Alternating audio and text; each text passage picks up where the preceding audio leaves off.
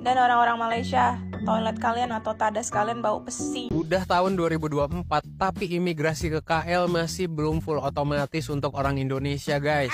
Dan lama ya. Menurut gua, salah satu imigrasi terburuk di ASEAN. Kayak di Taiwan, bakalan pengen coba naik yang jalur kuning, soalnya ini jalur baru.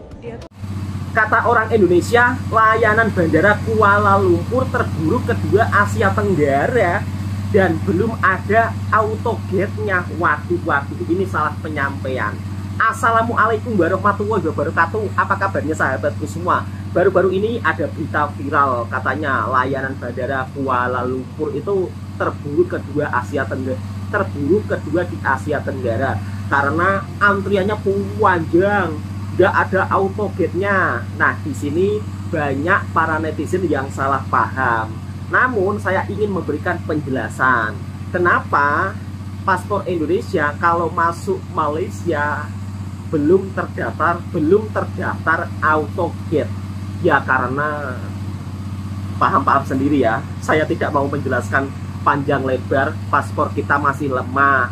Kemudian banyak warga negara kita ketika masuk ke Malaysia ngomongnya sih melancong, ujung-ujungnya entah kapan pulangnya juga tidak tahu. Itulah yang menyebabkan kenapa paspor Indonesia tidak terdaftar di Bandara Kuala Lumpur untuk autogate. Jadi sudah jelas paham ya sahabatku semua, mau nggak mau harus beratur panjang. Kalau tidak mau beratur panjang, solusinya mudah. Sahabat-sahabatku semua, bila melancong ke Malaysia, lewat saja Bandara Senai. Nah, kalau lewat Bandara Senai ini kurang ramai ya, tidak seramai di Kuala Lumpur. Kira-kira seperti itu. Dan seperti apa videonya? Lalu tanggapan pelancong Indonesia ketika melancong ke Malaysia, kira-kira Malaysia diberikan komentar apa tentang netizen Indonesia? Kita simak videonya bersama-sama. Apabila ada komentar yang kurang betul, saya akan mencoba untuk membenarkannya. Udah tahun 2024, tapi imigrasi ke KL masih belum full otomatis untuk orang Indonesia, guys. Dan lama ya. Menurut gua, salah satu imigrasi terburuk di ASEAN itu bukan Indonesia ya, tapi justru adalah pertama Manila. Nanti gue ceritain di video selanjutnya. Dan juga yang kedua adalah Kuala Lumpur. Waduh, males banget dah dua ini. Bisa 1-2 jam kalau lagi rush hour, baik untuk arrival maupun departure. Kalau lu terminal 1 nih terutama. Jadi buat lu yang mau ke Kuala Lumpur, lu jangan kaget. Tapi ada beberapa tipsnya. Adalah pertama, jadwal jangan mepet-mepet. Lu beli lounge atau apa, siapin 5-6 jam bahkan ya. Kalau lu transit bisa ke Jepang kemana karena lebih murah kan, siapin 2-4 jam. Bahkan gua 5-6 jam sih. Kecuali kalau berangkatnya malam, itu masih aman. Kedua adalah isi MDEC buat arrival, buat kedatangan. Memang ini nggak bakal dicek barcode dan lain-lain, tapi harusnya bakal kelihatan di komputer abang-abangan imigrasi ya. Yang ketiga adalah paspor, boarding pass, dan jawaban pertanyaan harus lu siapin biar nanti nggak ribet. Jangan lupa juga lu check-in online dari sehari sebelumnya kalau lu ada transit, biar lu gak ketinggalan pesawat. Karena temen gue pernah pengalaman ketinggalan pesawat karena tidak check-in online. Kalau udah dilakuin semua, udah santai aja, nggak usah kelihatan gugup. Kadang emang ya ada yang strict, tapi seringkali gue sih ketemu banyak petugas yang ngelawak mulu gitu ya, kalau imigrasi di Kuala Lumpur. Nah, ada yang punya tips lain gak nih buat imigrasi baik ke Kuala Lumpur maupun di negara ASEAN lain? Jadi ini jam 1:30 pagi sama istri kita apa ini, backpacker ya, terdampar di Kuala Lumpur International Airport sambil merawat diri. Kata istri harus merawat diri. Besok pagi baru terbang ke Almaty, Kazakhstan.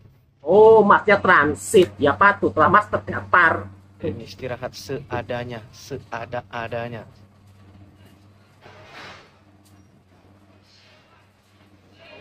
Pengalaman berharga.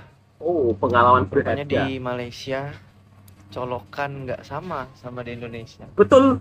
Colokannya kepala 3. Nah, jadi itu dia. Dari Indonesia ke Kuala Lumpur bawa, biar nggak kayak saya sama istri kepaksa beli. Video ini untuk teman-teman yang mau main ke KL dan pengen tahu tentang KLIA 1 dan 2. Hi, I'm Bianca and I'm an Indonesian international student in Malaysia. Bedanya KLIA 1 dan 2 cuma di pesawat. Pesawat Line Budget Airlines mendarat di KLIA 1, sedangkan KLIA 2 khusus budget airlines kayak AirAsia, Scoot, Cebu Pacific, Jetstar, dan pesawat budget lainnya. Saran aku, sebelum terbang, cek dulu pesawat kalian terbang atau mendarat dari KLIA 1 atau 2, karena aku dulu pernah nggak cek. Terus aku naik Grab, berhentinya di KLIA 1, ternyata pas dicek, itu KLIA 2. Tapi nggak apa-apa, karena ada shuttle bus yang menghubungkan KLIA 1 dan 2. Cuman kalau waktunya mepet, takutnya terlambat.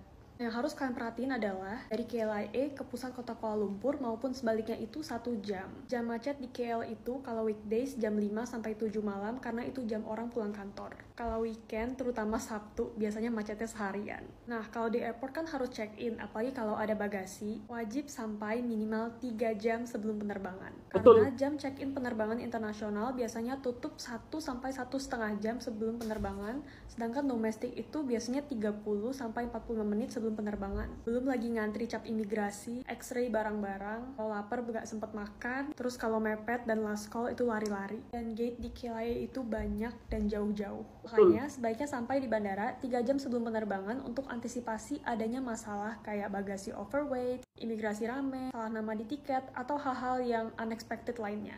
Lebih baik sampai lebih cepat daripada ketinggalan pesawat. Gak cuma berlaku di KLIA, tapi untuk semua penerbangan lainnya aku terapin. Pasti 3 jam sebelum terbang aku udah sampai di bandara. Setuju, Mbak. Semoga membantu ya buat kalian yang mau jalan-jalan ke KL. Happy traveling!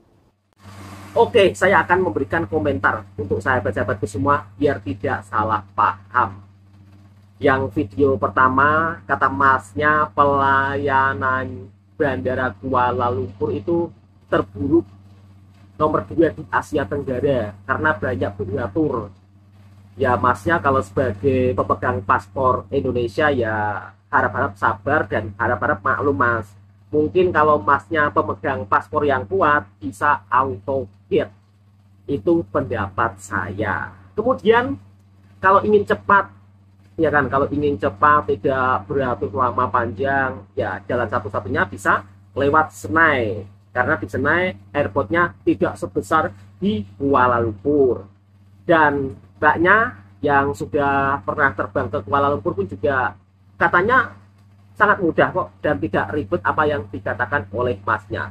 Dan perlu diketahui apabila sahabat-sahabatku semua mau terbang ke negara lain kemudian transit di Kuala Lumpur harus membawa kepala charger yang colokannya 3. Takutnya nanti kalau sudah sampai KL sahabatku semua baterainya habis tidak bisa mengecas handphone karena kepala itu ya, kepala chargernya itu 2. Tetapi semua itu bisa kok minta pertolongan pada orang-orang sekitar. Kira-kira seperti itu sahabatku semua. Oke, kita langsung lanjut video berikutnya. Lagi dan lagi kata netizen, pelayanan maskapai airlines itu katanya buruk. Seperti apa sih? Waduh, ini takutnya ya kan, takutnya penonton tidak menyimak sampai habis bisa menimbulkan salah paham. Kita reaction videonya bersama-sama. Servis Malaysia Airlines jelek, pramugarinya aja jutek-jutek. Apa iya? Trip kali ini dimulai dari Bandara Kuala Lumpur. Khusus tamu premium, terdapat area check-in khusus terpisah dari kelas ekonomi. Sebelum itu, coba dong absen di kolom komentar siapa aja yang udah pernah naik Malaysia Airlines. Ini dia pesawat yang akan membawa gue ke Bangkok. Boeing 737 seri 800 negaraku livery. Welcome on board. Sapa awak kabin dengan ramah di pintu pesawat. Ini dia kursi gue hari ini nomor 4. Tidak lama ground service dimulai. Diawali dengan welcome drink dan dilanjutkan dengan hot towel. Cheers for a great flight. Boarding selesai dan pesawat lepas landas. Tamu kelas bisnis dapat melakukan book to cook yang dimana gue memesan tenderloin steak. Dengan sigap, pramugari menyiapkan makan siang. Aduh, udah nggak sabar nih. Langsung aja yuk kita coba. Walaupun sedikit overcook, dagingnya tetap juicy loh. Pokoknya lazis sangat. 2 jam berlalu dan kita mendarat di Bangkok. Overall, servis yang diberikan Malaysia Airlines cukup oke kok. Ya. Makanya gue sempet heran nih ketika banyak orang yang bilang baru kali ini pengalaman naik pesawat full service tapi serasa kayak naik budget airlines atau LCC. Jadi ini penerbangan aku dari Kuala Lumpur Manila durasi 4 jam dengan Malaysia Airlines. Sebenarnya sih gak ada yang salah dengan pesawat ini karena ini pesawat masih baru sih kelihatannya. Tipenya Boeing 737-800. Tapi menurut aku sih yang kurang nyaman adalah kursinya. Karena ini desain kursinya sih kayak sekelas pesawat LCC gitu. Bisa dilihat di sini ya. Kursinya ini nggak ada sandaran untuk kepala, untuk ke kanan ke kiri itu.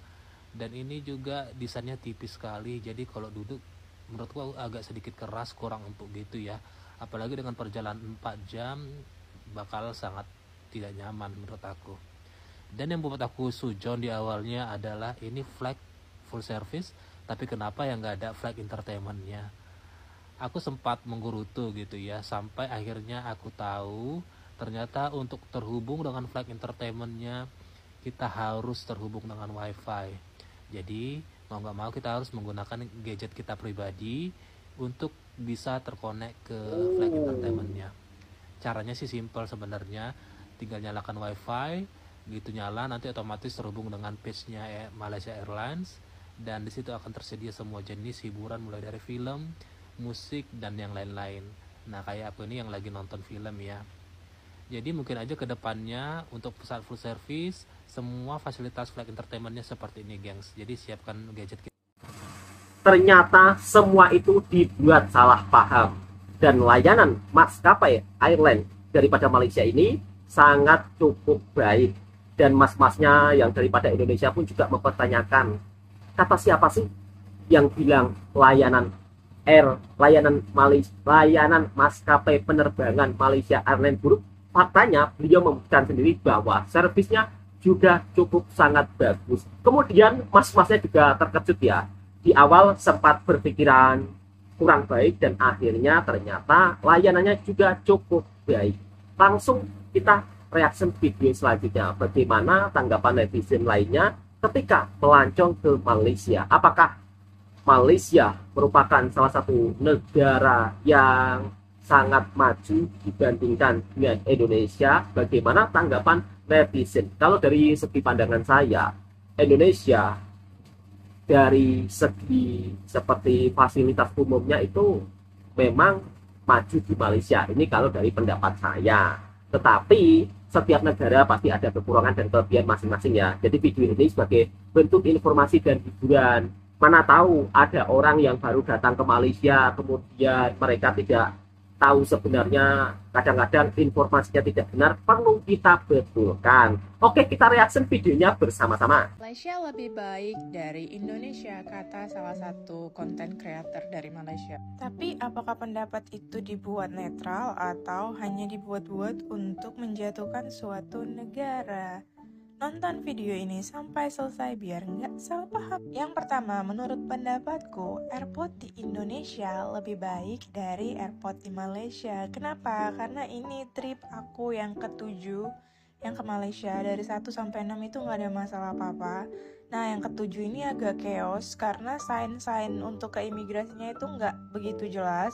Terus aku harus naik bus lagi dari terminal aku sampai ke terminal imigrasi. Yang itu cukup jauh juga, makan waktu, dan sampai di imigrasi itu chaos karena ngantrinya lama banget, jadi nggak efisien. Dan orang-orang Malaysia, toilet kalian atau tadas kalian bau pesing. Aku tuh sebelum ke Malaysia dari 3 airport di Indonesia dan tidak ada yang sebau kayak airport kalian. Jadi toiletnya atau tadasnya bau pesing.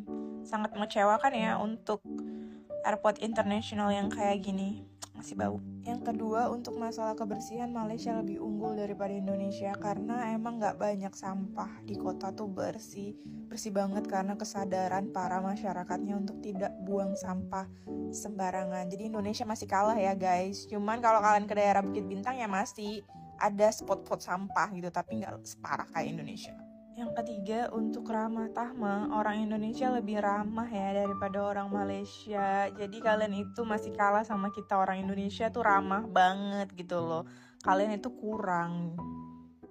Terus yang keempat, masalah makanan sama-sama enak kok keduanya. Tapi aku mau ngasih contoh di McDonald. Nah, untuk McDonald Indonesia dan Malaysia itu ayamnya sama-sama enak. Yang membedakan itu cuman sambelnya aja. Sambal dari Indonesia itu lebih enak. Cuman untuk nasi uduknya itu Malaysia juaranya. Jadi imbang ya, dua-dua tuh emang makanannya nggak ada lawan. Enak. Itu bukan nasi uduk, Mbak, itu nasi lemak. Untuk yang kelima, pusat perbelanjaan di Malaysia masih juaranya. Mohon maaf nih Indonesia, kita kalah. Lihat aja, untuk pavilion Kuala Lumpur itu sangat-sangat bersinar gitu. Kalaupun kita di GI itu nggak sebersinar kayak di Malaysia ya. Jadi apakah Malaysia lebih baik daripada Indonesia? Sebenarnya sama-sama aja ya. Malaysia dan Indonesia dua-duanya punya plus dan minus. Tergantung kita menikmatinya bagaimana. Aku cinta Indonesia dan aku cinta Malaysia. Jadi ini tuh jalur MRT Kuning. Kalau beli tiket gampang banget, tinggal kesini aja. Kalau nggak punya kartu, tuh bisa langsung pilih. Naik MRT tercanggih, terbagus kata mbaknya. Wow, fasilitasnya sangat bagus. Aku berasa kayak di Taiwan. Bakalan pengen cobain. Berasa kayak di Taiwan. Soalnya ini jalur baru. Dia tuh arah ke Putrajaya. Dan ini stasiunnya stasiun Farmway. Dan kalau bisa pergi hari biasa di jam orang masih belum pulang kantor. Dan itulah beberapa pendapat pelancong dari Indonesia ketika melancong di Malaysia, dan memberikan statement kalau dari segi pandangan saya memang setiap negara ada kekurangan dan kelebihan masing-masing. Di sisi lain mbaknya mengatakan katanya tandas di airport Malaysia bau pesing dan kurang bersih. Sebenarnya kalau bau pesing kurang bersih ini itu mbak, penggunanya mungkin yang pada saat mbak mau masuk itu tidak disiram, dan tentunya tidak sepenuhnya ya kan, tidak sepenuhnya atau tidak mungkin cleanernya itu akan senantiasa pusing-pusing terus, atau akan senantiasa menunggu di luar bersihkan, enggak juga toh mbak. Saya rasa kalau untuk airport di Indonesia pun sama juga, kalau ada orang yang habis ke kamar kecil kemudian tidak dibersihkan dengan secara betul-betul, ya pasti bau pesing juga mbak, sama aja. Dari soal segi ramah tamah katanya kurang. Lah mbaknya ini berjumpa dengan orang mana? Sebab di Malaysia ini mbak, penjual makanan kadang-kadang itu bukan orang Malaysia, kadang-kadang pekerja asing. Selama saya tinggal di Malaysia, orangnya ramah-ramah kok. Ya sama seperti di tempat kita, kira-kira seperti itu. Kemudian mbaknya juga dibuat terkejut dengan suasana kebersihan di Malaysia. Indonesia memang kalah jauh.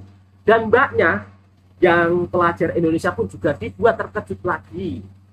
Di Malaysia serasa di Taiwan, publik transportasinya yang semakin maju. Nah, untuk sahabat-sahabatku semua, kalau ke Malaysia jangan lupa makan nasi lemak. Seperti apa sih penampakan nasi lemak yang ada di Malaysia sehingga begitu sangat viral dan juga mendunia? Kita reaction videonya bersama-sama. Apa akak ni pandang-pandang aku? Bang, nak kasi lemak tak? Tak nak ah. Saya ada RM6 je kak. Boleh lah, RM6 pun boleh. RM6? Serius eh? Betul. Tak scam? Tak. Betul kak? RM6 boleh makan kat sini? Betul. Okey, dapat apa je kak? Awak akan dapat beras basmati. Dapat beras beras yang mati, panjang kan? Beras panjang-panjang. Lepas tu, kita bagi kacang. Ini nasi lemak bukan nasi Kacang pun uduk. dapat? Kita bagi ikan bilis yang dah kopek. Ikan bilis pun dapat. Yang dah kopek, lepas tu ikan yang dah bilis tu kopek. garing tau. Ya. Lepas tu kita bagi telimoy. Oh. Lepas tu telur, awak boleh pilih tau. Awak nak telur rebus ke telur mata? Push. Walaupun RM6 boleh pilih eh? Ya. Telur mata kak boleh kak? Telur mata boleh. Oh. Sambal. Sambal pun dapat. Ui kak, baik Mesti kak. nasi lemak ni mesti kena ada sambal, betul tak? Macam ni kak RM6? Ya. Oh. Tapi tak komplit lagi. Tak komplit lagi? Tak komplit. Ada apa lagi kak? Keropok. Ada keropok juga? Ada. Ui, baik. Pakai dapat keropok juga kak eh? Ya, kita bagi keropok juga. Ni RM6 kak? Okey. Ni harga promotion ke apa ni kak? Tak ada, memang harga dia RM6. Kau daftar bila-bila pun tetap RM6? Memang RM6. Ui, baik dah kak eh. Terima kasih kak, saya makan dulu eh. Sama. Kalau di Indonesia nasi uduk, kalau di Malaysia nasi lemak. Jadi untuk sahabat-sahabatku ketika melancong ke Malaysia jangan lupa mencoba untuk mencicipi nasi lemak. Kalau nasi lemak ini lauknya agak berbeda, pakai sambal, ada kacang, ada mentimun, kemudian pakai telur, kadang-kadang juga pakai lauk seafood. Tergantung modifikasi masakan tersebut. Kok modifikasi masakan tersebut sih? Tergantung jenis lauk-lauk yang ada di kedai tersebut. Kira-kira seperti itu sahabatku semua. Oke, saya rasa cukup sampai di sini dulu informasinya. Mudah-mudahan video ini juga bisa dijadikan sumber informasi dan hiburan buat para sahabatku semua. Dan tentunya jika suka dengan kontennya Bang Toha Mersing Reaction, silahkan tekan tombol merahnya, subscribe, komen, dan bagikan ke sahabat Anda semua. Assalamualaikum warahmatullahi wabarakatuh. Kalau mungkin reaction saya ada tutur kata perkataan yang salah, mohon dibenarkan di dalam kolom komentar untuk sahabat-sahabatku semuanya. Assalamualaikum warahmatullahi wabarakatuh.